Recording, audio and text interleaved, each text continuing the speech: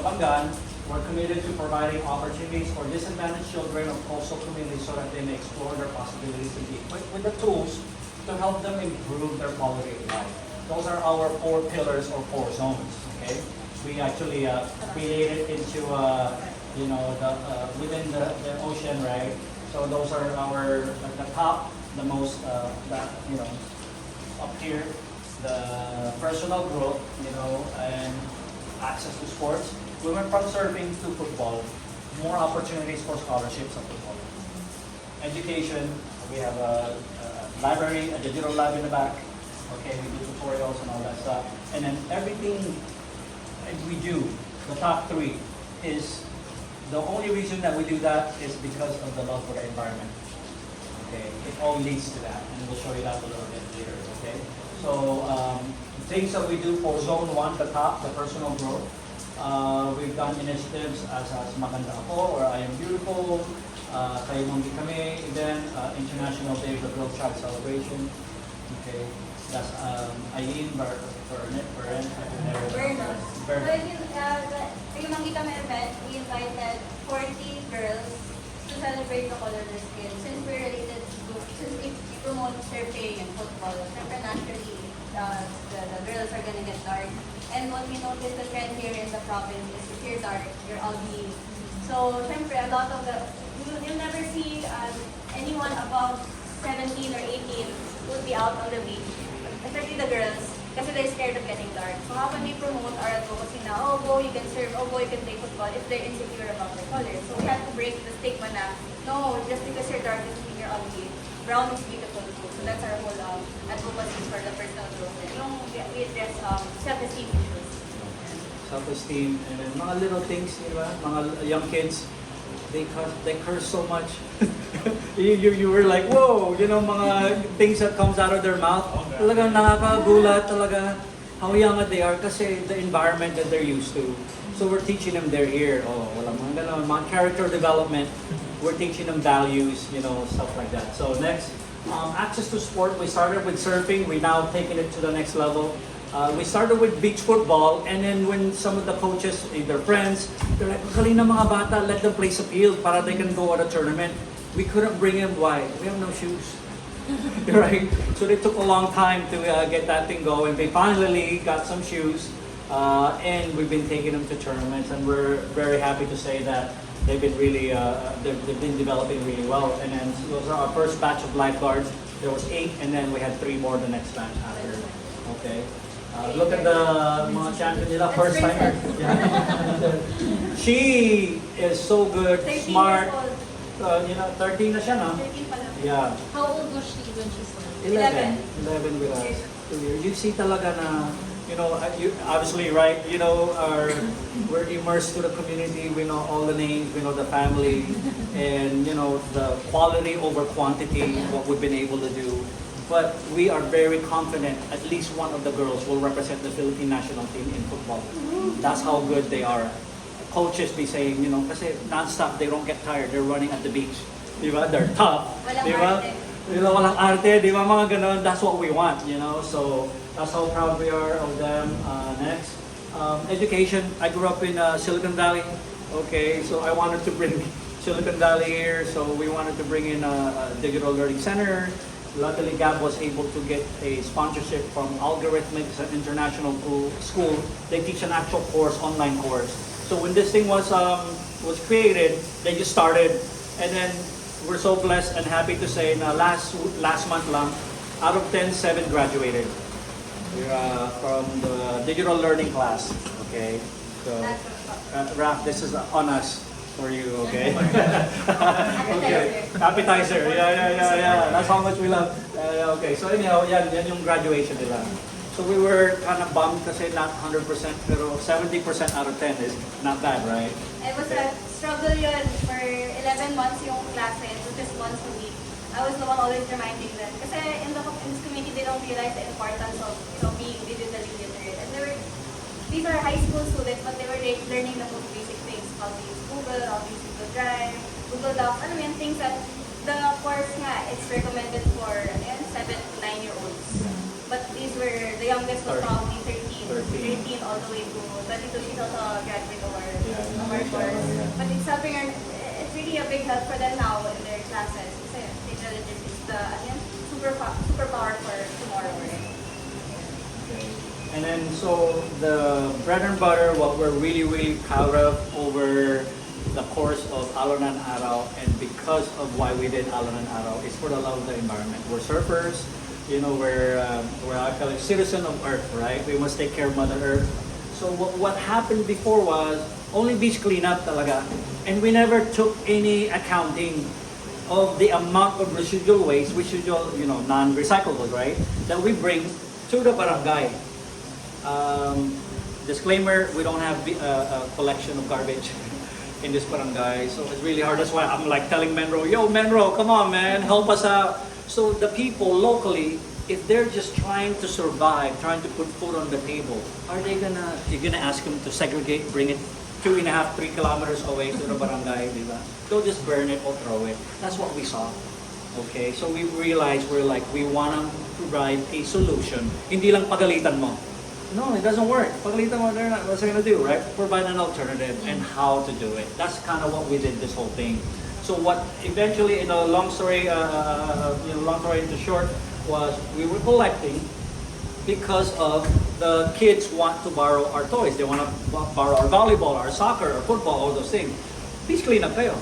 Then when we finally got to the parents, say, hey, we want to get your waiver. We're going to be working with your kids. By the way, if you help the kids collect and segregate and clean plastic, we will collect it from you, and we will give you points, and those points can be redeemed from us, your basic needs, rice, canned goods, spaghetti bags, load, groceries. That started because of the storm of 2021. There was a non-stop rain, so Typhoon Rolly.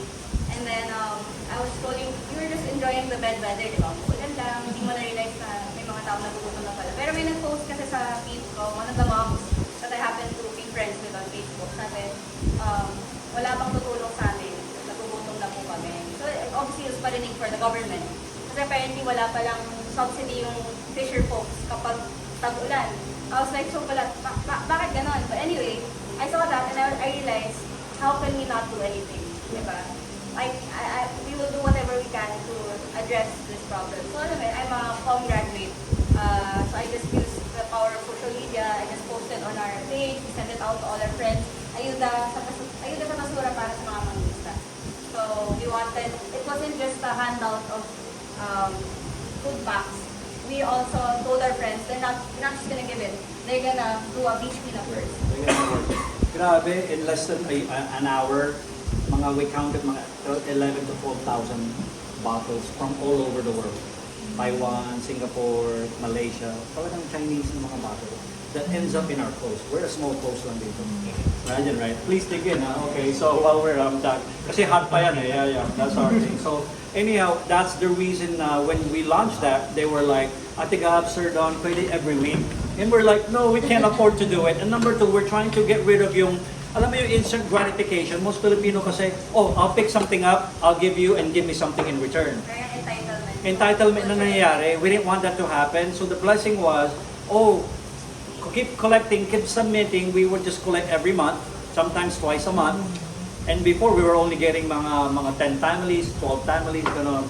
Side story lang, after ng ayuda sa basura, siguro 2 days later, nag-clear up ng sky and everyone was able to go out. So I was binubulungan yung mga bata. Tingnan nyo, kapag nilinis yung dagat, diba, the dagat will reward you, you'll go out to fish again. So they're like, I wanted to make it stick to them I have to clean the environment or else the ocean will be angry and throw our trash back.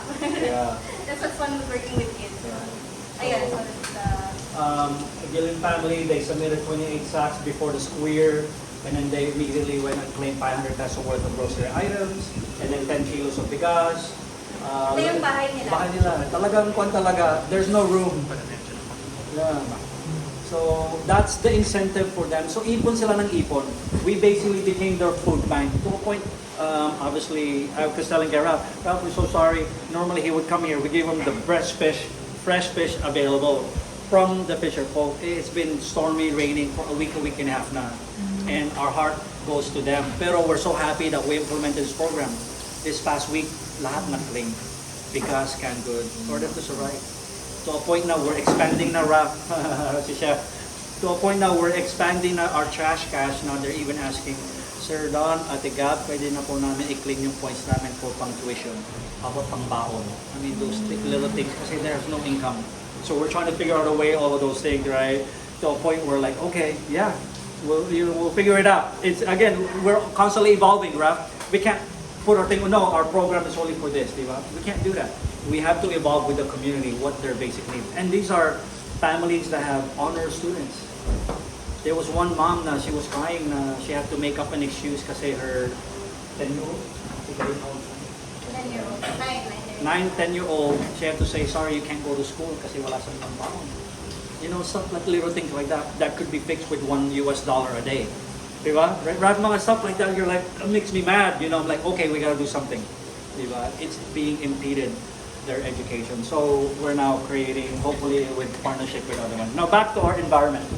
Okay? When we first started, right? 2023 lang. Go back, kami do yung 18 months. Okay. Ito. So we literally officially started mga January 2021 for 12 months. Look at what we collected within 40 households. Hindi sila consistent, pero yung iba would pass every month. Okay. 1,400 kilos, 12 months. Okay? Back up. Oh, you want to take a photo? She wants to take a photo. Yeah, sorry. Back up lang. Palaki. Okay. Ito yung partner namin, they created this platform where you can track the trash. So each household can download an app. Every time they pass, we scan, and then they can see the points that they earn by plastic type. So that's what's amazing about our community. They know the different plastic types. Mamaya when it's not we can show you the back of how it's segregated in our we can show you yung mga binibigay namin sa kanila. So anyhow, so that's kind of how we kind of get things moving, right? It's hard in the beginning to get, you know, motivation. And 5 collections, look how much we've collected. 2,254 kilos. Of plastic. Plastic lang yan. So not including the residual na natin.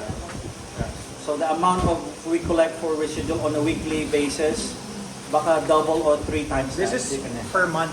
Yeah. Per month yan. Kasi we do 1-day collection. Nakaano ba yan?